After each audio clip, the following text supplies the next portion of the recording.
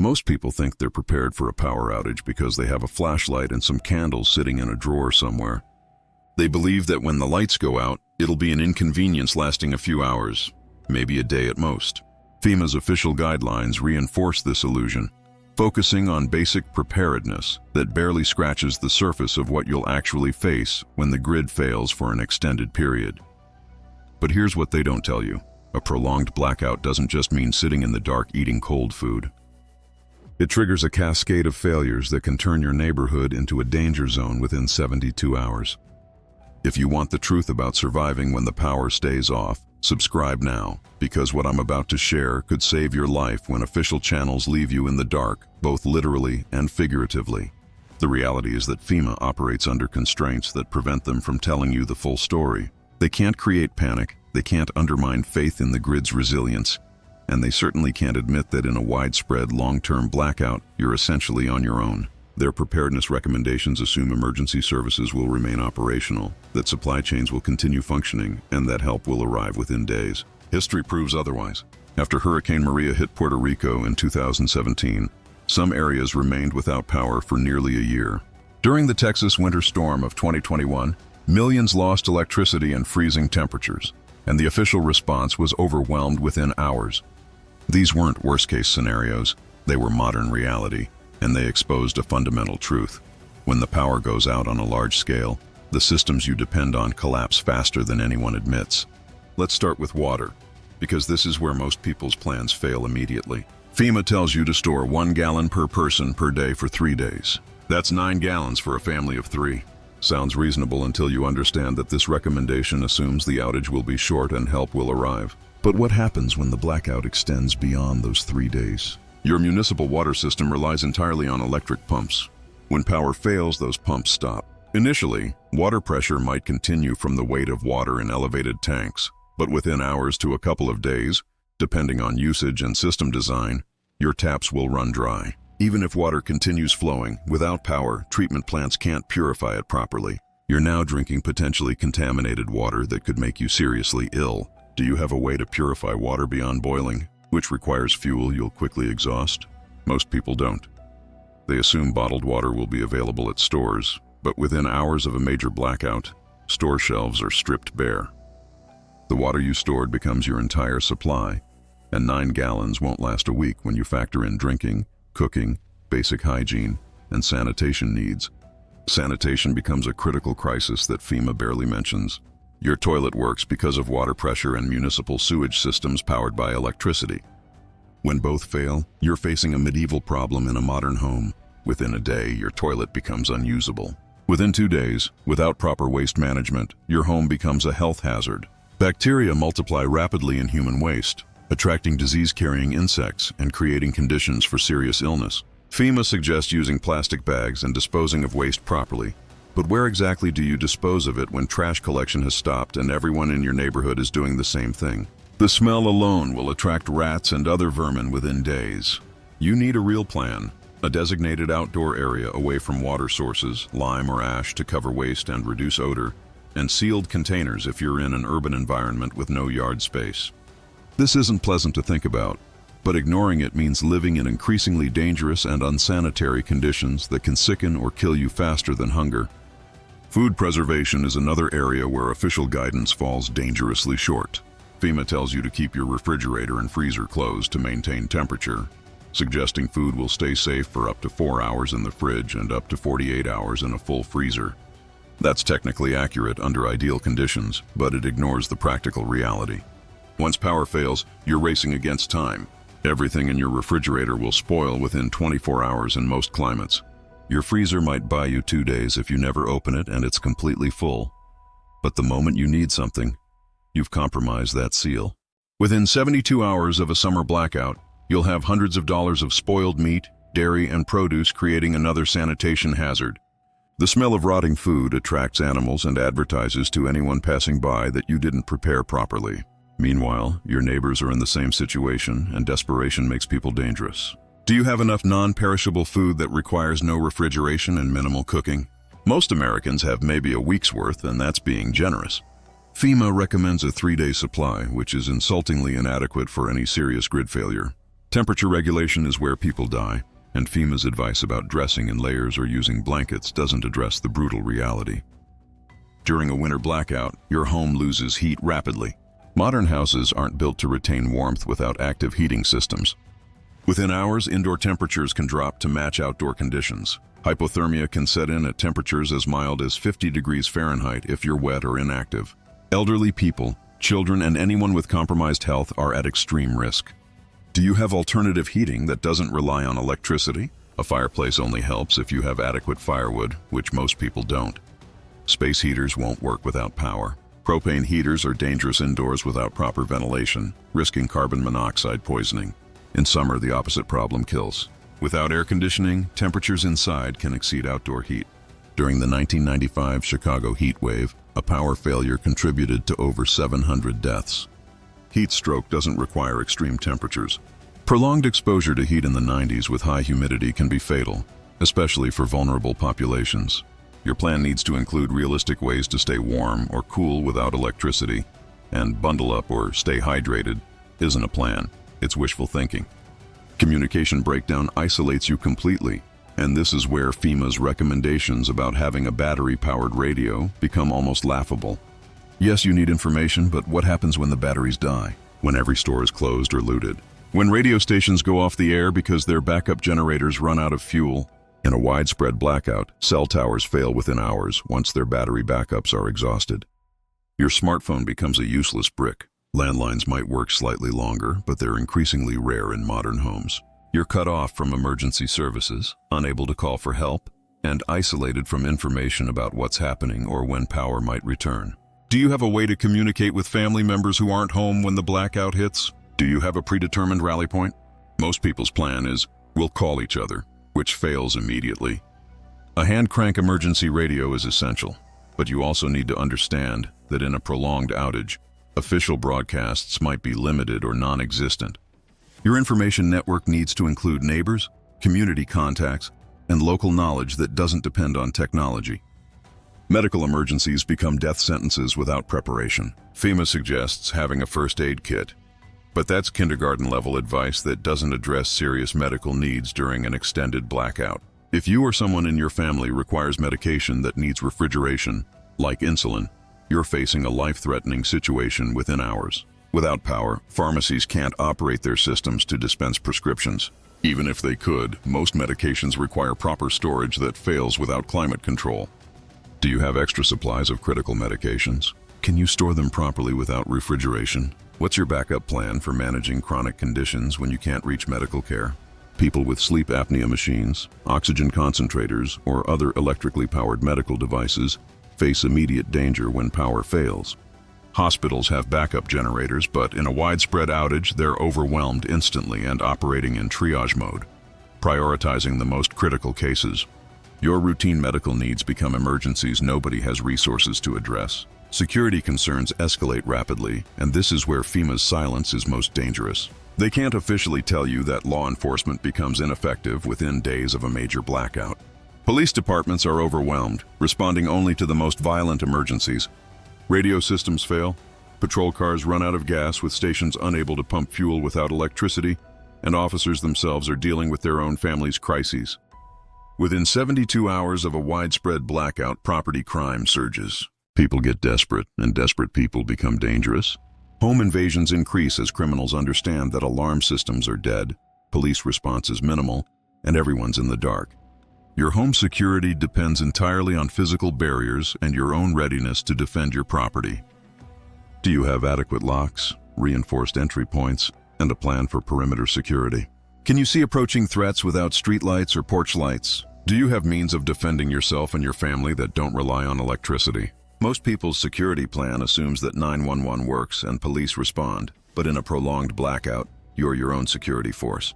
Fuel becomes gold within hours, and FEMA's advice about keeping your gas tank at least half full addresses only a fraction of the problem. Gas stations can't pump fuel without electricity. Even if you have a full tank, that's maybe 400 miles of range, which does you no good if you can't refuel. Your car becomes a limited-use asset. Generators offer temporary power, but they devour gasoline or diesel rapidly. A typical home generator consumes anywhere from 3 to 8 gallons every 8 hours depending on load. If you're running essential appliances, that's potentially a gallon per hour. How much fuel do you have stored? Most people have maybe 5 gallons, which gives you 1 day of generator use. Fuel storage is dangerous, subject to regulations, and degrades over time without stabilizers. Your generator also needs maintenance, oil changes, and parts that won't be available during an extended outage. The noise from running a generator advertises that you have power and resources, making you a target for theft or violence. Many people discover during actual emergencies that their generator doesn't start because it hasn't been properly maintained. Or they don't have the right extension cords, or they create a fire hazard by overloading circuits. Financial systems collapse without power, and this reality hits people hard. ATMs don't work without electricity. Credit card systems are offline. Banks are closed. The cash economy becomes the only economy, and whatever currency you have physically in hand is all you have. Most Americans keep minimal cash at home, maybe a few $100s if that. When stores do open, they'll only accept cash, and prices will surge due to scarcity and the inability to restock. Your savings account, your investments, your direct deposit, all irrelevant and inaccessible. Do you have adequate cash reserves stored securely at home? Is it in small bills that will actually be useful for transactions? A $100 bill won't help when nobody can make change. Bartering emerges as power outages extend, but what do you have to trade? What do you need that you can't buy because stores are empty? Social dynamics shift dramatically, and understanding this keeps you alive. Communities can pull together or tear apart.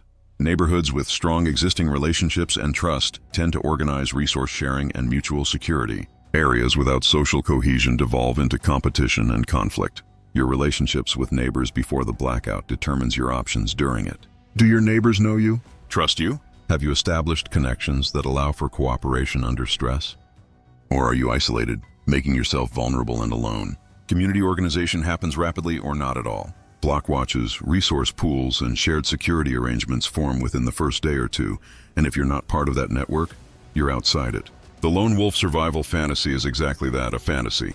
Humans survive crises through cooperation, but that cooperation must be built on existing relationships and trust that you can't create in the middle of an emergency. Children and elderly family members create additional vulnerabilities that FEMA's generic advice doesn't address. Children need more emotional support, routine, and reassurance during crises. They also have specific dietary needs and consume resources faster than you'd expect. Do you have foods that your children will actually eat under stress? Comfort items that help them cope? Activities that don't require electronics to keep them occupied and calm? Elderly family members often have mobility limitations, medication needs, and reduced tolerance for temperature extremes. Can you evacuate them if necessary? Do you have manual equipment like a wheelchair that doesn't require batteries? Have you planned for incontinence supplies, special dietary needs, or mobility aids? These aren't luxury concerns. They're survival necessities that determine whether your most vulnerable family members make it through an extended outage. Government assistance arrives slowly, if at all, and this is perhaps FEMA's biggest omission. Official response to large-scale disasters is measured in days or weeks, not hours. Supply distribution points take time to establish. National Guard deployment requires approval chains and logistics. Federal assistance must be officially requested by state governors and then mobilized. During that time, you're on your own. The assumption that help is coming soon keeps people from taking necessary actions to protect themselves. They wait for rescue instead of implementing their own plans. When Hurricane Katrina hit in 2005, it took days for meaningful federal response to reach many areas, and that was with an event everyone saw coming. A sudden widespread grid failure from cyber attack, solar storm, or infrastructure failure would catch the system completely unprepared. Response times would be longer, resources more limited, and the number of people needing help far greater than any disaster plan accounts for. Water purification becomes survival critical within days, yet most people have no reliable method beyond boiling. Boiling requires fuel you're rapidly depleting. Water purification tablets treat limited quantities and taste terrible. Filters have finite lifespans and can't handle heavily contaminated water. Do you have multiple water purification methods? A quality portable filter like a Sawyer or Life Straw? Purification tablets as backup? The knowledge to build an improvised charcoal and sand filter? Access to bleach for emergency purification? And the knowledge of correct ratios? Most importantly, do you know where to find water when your stored supply runs out? Every region has water sources, but you need to know where they are before you're desperately thirsty and wandering around searching. Lakes, streams, pools, even water heaters contain gallons of water that can be purified. Rainwater collection is viable in many areas, but you need collection systems in place before it rains. Alternative lighting that doesn't drain batteries is essential for extended blackouts. Candles create fire hazards, especially with children, pets, or when you're exhausted and not paying attention. Battery-powered lights drain batteries rapidly. Do you have solar rechargeable lights? Oil lamps with adequate fuel? Reflectors and mirrors to maximize available light? The psychological impact of living in darkness is significant, wearing down morale and increasing stress. Adequate lighting isn't a luxury, it's a necessity for maintaining function and preventing accidents.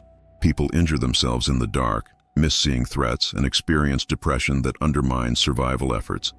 Cooking without electricity requires planning beyond a camping stove. Propane camp stoves are useful but require fuel canisters that won't be resupplied during an outage.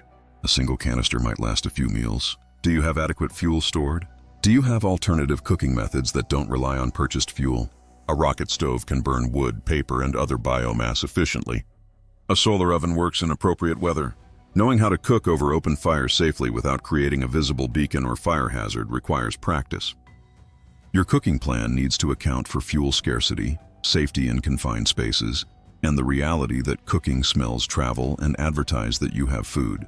Mental health and morale collapse under prolonged stress, and nobody talks about this. The psychological weight of uncertainty, darkness, fear, and deprivation wears people down.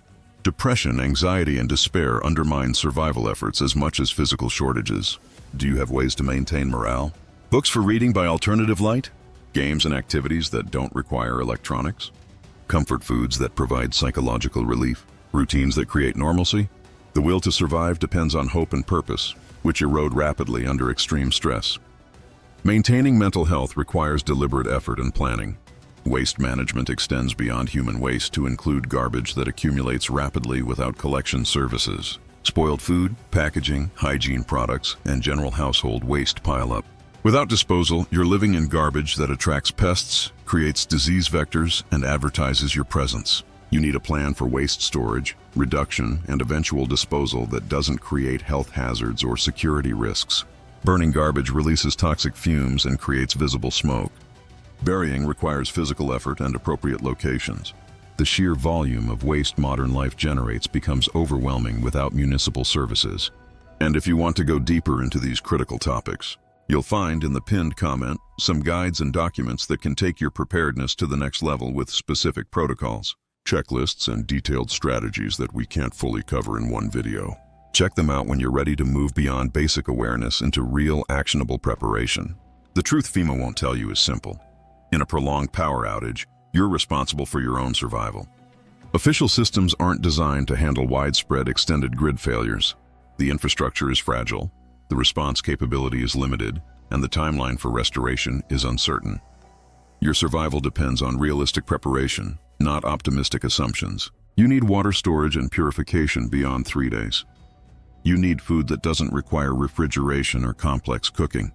You need alternative heat and cooling that doesn't rely on the grid. You need medical supplies and knowledge. You need security planning. You need cash reserves. You need community connections. You need the mental resilience to endure prolonged hardship. Most importantly, you need to start preparing now, because when the lights go out, it's too late to learn these lessons. Every day you wait is a day you're more vulnerable. The grid is more fragile than you've been told. The threats are more real than most acknowledge, and your government's ability to help you is far more limited than they'll admit. Take control of your own survival. Prepare for the reality of extended blackouts, not the fantasy of quick rescue. Your life might depend on what you do right now, before the power fails.